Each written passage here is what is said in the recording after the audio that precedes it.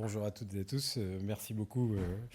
C'est un vrai plaisir et un honneur aussi d'être là pour l'ouverture de cet après-midi sur les enjeux sociétaux et la réindustrialisation vue sous l'angle de la photonique. C'est vraiment un beau moment. Je vous remercie déjà de l'invitation et je pense que c'est important aussi que la recherche publique, peut-être plus fondamentale sous certains aspects, soit aussi présente. Alors, vous n'avez pas de chance, surtout dans les discours, je vais vous réexpliquer ce qu'est la photonique. C'est toujours comme ça, on reprend depuis le début, hein. Cette thématique qui englobe toutes les sciences et les technologies de la lumière. Donc, effectivement, un domaine avec des applications absolument dans tout le quotidien de tout un chacun, de l'éclairage aux images, en passant par les communications par fibre optique, ça a été dit par monsieur le député en particulier, ou l'usage de l'énergie photovoltaïque. Donc tous ces champs d'application sont évidemment immenses. Et vous allez en parler cet après-midi.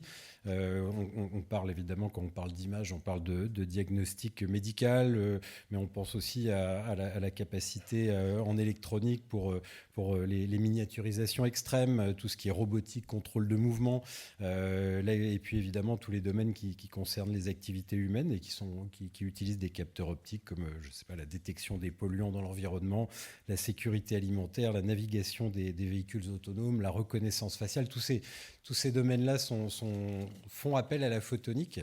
Et c'est vrai que ce qui me semblait important de rappeler aussi, c'est que si effectivement cette photonique elle est au cœur de tant d'applications, c'est aussi grâce à la recherche plus fondamentale qui a permis tous ces développements technologiques et donc toutes ces applications. Alors c'est vrai qu'au ministère de l'enseignement supérieur et de la recherche, que j'ai l'honneur de représenter aujourd'hui, nous avons, alors peut-être vous rappeler brièvement en quelques mots comment on fonctionne. On a parlé de France 2030, effectivement, qui axe de façon extrêmement forte un certain nombre de recherches fondamentales et appliquées, donc avec un continuum recherche, innovation et industrialisation, qui est vraiment un programme assez novateur et assez intéressant. Et je suis bien sûr que Bruno Bonnel vous l'a bien expliqué et vous en avez vu tout le potentiel. C'est vrai que dans le domaine de la recherche, on a aussi, nous, un deuxième pilier qui est l'Agence nationale de la recherche, donc qui finance des projets, j'allais dire, un peu tout azimut, un peu beaucoup moins ciblés. Et on pense, nous, au ministère, que c'est cette alliance à la fois d'objectifs appliqués et puis d'une recherche un petit peu foisonnante qui fait effectivement le potentiel de la recherche française, en particulier dans le domaine de la photonique. Donc tous ces projets de recherche ensuite, mais vous savez ça, sont menés au sein de laboratoires de recherche dans les universités, les organismes, le CEA, le CNRS, l'INSERM pour la santé, l'INRIA pour le numérique et j'en passe. Souvent, parfois, alors ça dépend des thématiques, avec des partenariats industriels, et c'est quelque chose qui est important à rappeler aussi. Et donc effectivement, quand on regarde, alors j'ai pas une statistique précise, mais effectivement on voit qu'il y a énormément de laboratoires de recherche en France qui travaillent soit sur la photonique en elle-même ou qui en utilisent effectivement les potentialités pour mener à bien leurs recherches. Moi-même, c'est vrai qu'en préparant ce discours, et je dois avouer que je ne suis pas du domaine de la photonique, mais je me suis rendu compte qu'avec mes collègues plus spécialisés, que j'avais été un utilisateur acharné de photonique, puisque j'ai travaillé sur des capteurs spatiaux pour observer la Terre quand j'étais chercheur il y a un petit moment, mais à l'époque, le terme de photonique n'était pas voilà, aussi utilisé, donc j'ai un peu réalisé que j'avais moi aussi un petit peu participé à cette dynamique il y a quelques décennies. Voilà. C'était pour l'anecdote. Peut-être vous dire aussi un point important, c'est que le ministère en charge de la recherche finance et soutient un grand nombre d'infrastructures de recherche, alors ce qu'on appelle des grandes infrastructures de recherche, hein, qui sont, et dont plusieurs sont basées sur des applications de la photonique. Je pense par exemple au grand télescope, hein, pour l'astronomie, l'astrophysique. Les lasers de puissance, bien sûr, les synchrotrons, tout ce qui, par exemple, pour explorer la matière. Donc ces infrastructures qui sont, j'allais dire, vraiment des gros objets, qui sont au meilleur niveau international, elles sont mises à disposition des chercheurs, mais aussi des industriels. Et elles forment vraiment un petit peu le socle indispensable à toute recherche de pointe dans des domaines aussi pointus, pardon pour la redondance, que la photonique. Donc pour illustrer un petit peu, bon, donner peut-être des exemples un petit peu de la diversité des recherches qui sont menées dans les laboratoires qui sont dans le périmètre et dans le champ de la photonique. Je vais prendre quelques exemples emblématiques qui couvrent en même temps quelques domaines scientifiques variés. Par exemple, dans le domaine des sciences de l'univers et de l'exploration des planètes, je crois qu'on l'a vu à un moment dans le petit film introductif, mais effectivement, on a tous en tête les missions martiennes de la NASA, dans lesquelles la France et le CNES en particulier ont contribué de façon significative à développer un certain nombre d'instruments. Donc le rover Perseverance, qui est sur Mars, la mission Mars 2020, qui permet d'étudier la composition des roches, l'instrument SuperCam en particulier, qui est issu des laboratoires du CNRS et qui combine effectivement plusieurs technologies d'analyse optique basées sur les lasers, l'imagerie, etc. Donc c'est un exemple que je trouve assez emblématique, qui fait toujours rêver.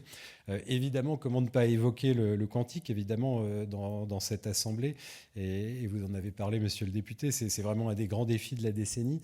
Donc effectivement, dans le cadre de la stratégie nationale quantique qui a été lancée par le président de la République en janvier 2021, et aussi dans le cadre de France 2030, il y a donc un grand programme de recherche fondamental qui est doté de près de 150 millions d'euros et qui vise vraiment à préparer les solutions quantiques de demain dans le domaine à la fois du calcul, des communications, des capteurs. Donc ça, c'est un grand programme qui est déjà bien lancé et qui va se poursuivre sur les 6 ou 7 prochaines années.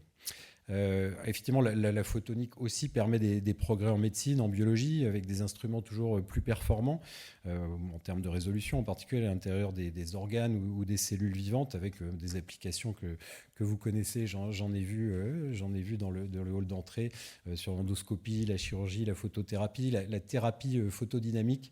Donc c'est juste que on a pris cet exemple avec les collègues. Là, on a un projet européen qui s'appelle ScanTreat, qui a été lancé en 2020 et qui implique l'université Claude Bernard Lyon 1, l'INSERM et les Hospices civils de Lyon, et qui propose de diagnostiquer et de traiter une tumeur cancéreuse justement en combinant une imagerie par scanner et une thérapie photodynamique activée par rayon X. Donc voilà, des sujets de recherche complètement actuels. Et puis pour terminer ce petit tour d'horizon, je m'arrêterai effectivement sur les quelques récompenses. Vous les avez évoquées, monsieur le député, les grandes récompenses récentes de la recherche française dans le domaine de la photonique. Donc en 2012, Serge Haroche qui obtient le prix Nobel pour ses méthodes expérimentales novatrices qui permettent la mesure et la manipulation des systèmes quantiques individuels. En 2018, le prix Nobel décerné à Gérard Mourou, vous l'évoquiez, qui récompense vraiment des travaux pionniers sur les lasers ultra brefs et ultra intenses. Et puis en 2022, Alain Aspect, effectivement, avec son prix Nobel sur l'intrication des photons et qui ont vraiment permis d'appréhender le cœur de la théorie quantique. Voilà, donc la photonique, c'est à la fois un magnifique sujet de recherche, un puissant outil aussi pour les différentes applications sur lesquelles vous travaillez. Donc voilà, donc c'est tout ça. La recherche française, j'allais dire, y apporte vraiment une brique importante et je souhaite vraiment, et si effectivement Bruno Bonnel est dans vos discussions, vous avancez sur prévoir un programme ou une stratégie autour de la photonique, soyez bien sûr que la recherche française y participera à très bon niveau. Et puis effectivement, aussi bien au niveau international que national. Voilà, sur ces quelques mots, je vous laisse. Je vous souhaite une très bonne journée de travail et je vous remercie.